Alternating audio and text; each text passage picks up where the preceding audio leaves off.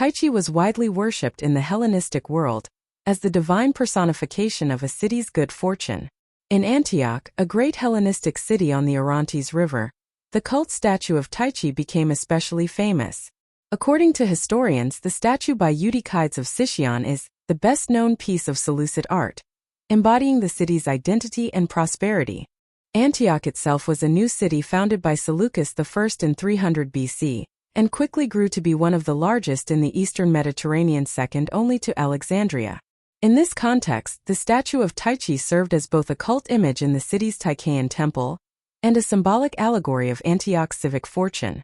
The Tyche of Antioch is portrayed as a dignified female figure in flowing Hellenistic dress, seated on a rocky outcrop. By ancient accounts and surviving Roman copies, she wears a distinctive turreted or mural crown, that means a crown shaped like city walls or towers. In her hand she holds a sheaf of grain, and at her feet is the figure of a young male swimming through the waves, the personification of the river Orontes. Every element of this composition has clear meaning.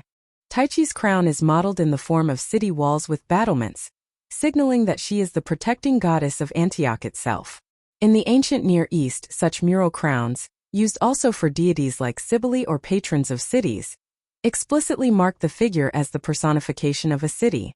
In one hand, Tyche grasps a cluster of grain or wheat stalks, symbolizing fertility and the agricultural prosperity of the region.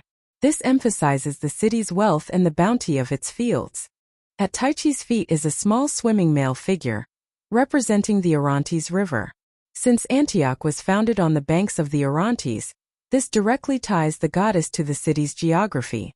The rocky seat may allude to nearby Mount Silpius, the mountain overlooking Antioch, or generally to the city's solid foundations. The overall pose, the personification leaning forward on one arm, atop the rock, adds a dynamic, three-dimensional realism unusual in earlier statuary.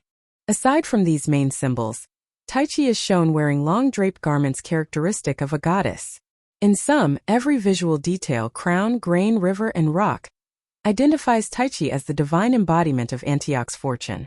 Thus, the composition assembled on the statue turns Tyche into an allegory of Antioch itself. She embodies the city's destiny. Her crown is its walls, her wheat its fields, and the river her natural lifeblood. The pose also has meaning. Unlike a static frontal pose, the goddess leans forward on her left arm as if engaging with the viewer, which may suggest the active favor she bestows on the city.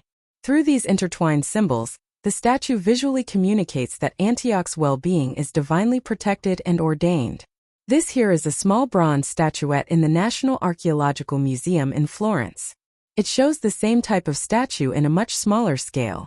In summary, the Tyche of Antioch statue is a masterful example of Hellenistic allegory.